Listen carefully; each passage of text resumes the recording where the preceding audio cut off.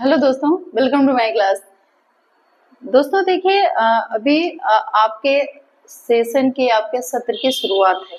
ठीक है, अभी जुलाई अगस्त का महीना चल रहा है, तो आप लापरवाही मत करिए कि आपकी पढ़ाई जो होनी है वो हम जब हमारा एग्जाम नजदीक आएगा तब हम करेंगे। आपको जो भी तैयारी करनी है, जिन बच्चों को पढ़ना है, I hope as a teacher मैं यही चाहूंगी कि मेरे सभी बच्चे बहुत मेहनत करें और अपना अच्छा फ्यूचर बनाएं। लेकिन अगर आप अभी लापरवाही करोगे तो आगे फिर ये आपके लिए बहुत बड़ा रिस्क हो जाएगा, क्योंकि आपका सिलेबस ज्यादा है। आपको सारा सिलेबस इन्हीं 5 या 6 महीनों में कवर करना है। अभी तक आपने आधा टाइम ऐसे ही बिता दिया कि चलो हो जाएगा हो जाएगा, लेकिन अब लगभग आप जो भी आपका ट्यूशन वगैरह जाते हो या कहीं भी जाते हो, जो भी आपका टाइम है, आप उसको मैनेज करके अपना घर में रिवीजन के लिए टाइम जरूर निकालो।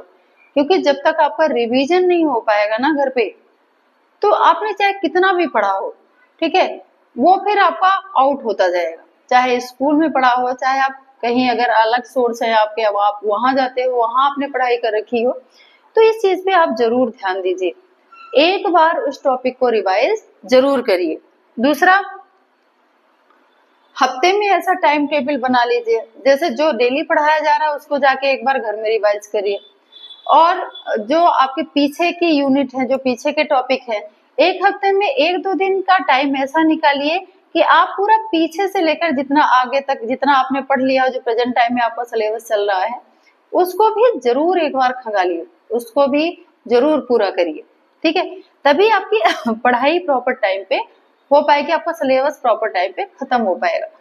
अब देखो, सिलेबस खत्म करने की जल्दी नहीं होनी चाहिए। आपका देखो उद्देश्य ये होना चाहिए कि उस सिलेबस को हमने किस तरीके से खत्म किया है, हमें समझ में कितना आया है, किस तरीके से समझ में आया है, हमने कितना गेन किया है, ये आपका मेन मोटिव होना चाहिए। बच्चों को क्या हड़बड़ी रहती है सॉरी, बच्चों को क्या हड़बड़ी रहती है कि हमारा सिलेबस खत्म हो जाए, हमारा सिलेबस खत्म हो जाए। सिलेबस मैटर नहीं करता, सिलेबस खत्म होना वो तो हो जाएगा, अगर टीचर पढ़ा रहा है तो उसको पता होता है कि हमें किस हिसाब से क्या करना है। ठीक है, लेकिन बच्चों आपको उसमें से कितना समझ में आ रहा है, आप कितना उसको टाइम दे रहे हो, कितना रिवीजन कर रहे हो, मेन चीज ये है। अगर आपका कोई टॉपिक रिवाइज नहीं हो पा रहा है तो आप उसको ज्यादा दिन तक माइंड में नहीं रख सकते, कुछ दिनों में बिल्कुल ही आउट हो जाएगा। फिर आपको लगेगा कि हमने तो ये टॉपिक कभी पढ़ा ही नहीं, हमारे लिए तो सब नया नया है। तो ये आपके ऊपर डिपेंड करता है। देखिए, 12th ऐसा नहीं है कि हमारा ग्रेजुएशन है 3 साल 4 साल चलेगा, हमें 1 साल में ही अपने नंबर गेन करने हैं। ठीक है, एक बार मार्कशीट में अच्छे परसेंट 1 साल के अंदर ही चढ़ाने हैं, तो हम क्यों ना थोड़ी ज्यादा मेहनत कर लें। हाँ? थोड़ा सा आप टीवी कम देख लो, थोड़ा गेम कम खेल लो, रील कम बना लो, थोड़ा सा अपनी पढ़ाई पे मेहनत कर लो। मैं मानती हूँ कि आजकल परसेंटेज की मेरिट नहीं बनती, लेकिन अगर आपको किसी बहुत अच्छे कॉलेज में एडमिशन चाहिए या कोई भर्ती आपको देखने है, तो वहां मैटर करते हैं।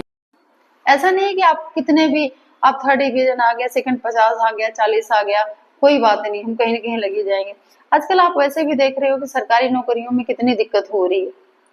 जो पूरे दिन रात लगा के पढ़ रहे हैं उनका ही सिलेक्शन नहीं हो पा रहा है। बहुत दिक्कतें हैं।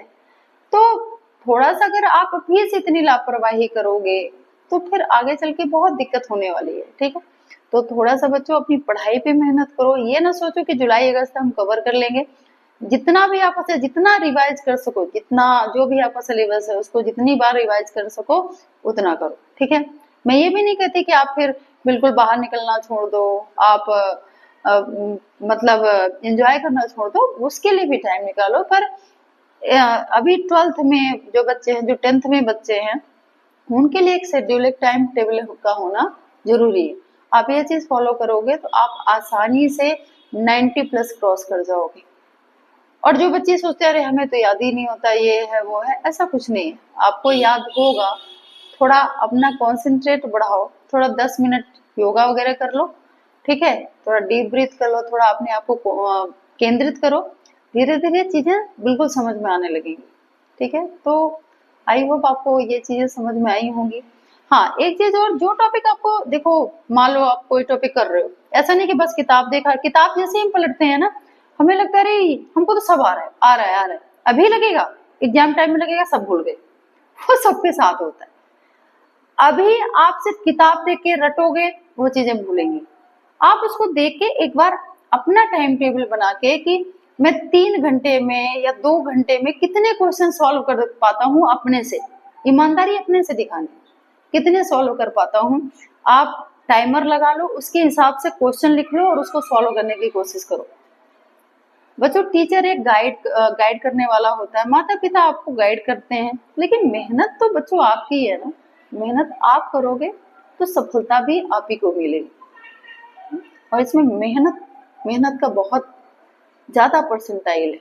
ठीक है, अगर मेहनत करोगे, डिसिप्लिन से मेहनत करोगे, तो आपको कामयाब होने से कोई नहीं रोक सकता। ठीक है, तो आई होप आपको मेरी ये बातें समझ में आई होंगी।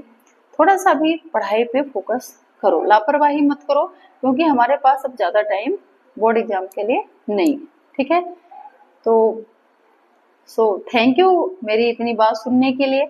अगर आप इसको अपने टाइम टेबल में, अपने लाइफ में अप्लाई करते हो, तो मेरे लिए बहुत खुशी की बात होगी।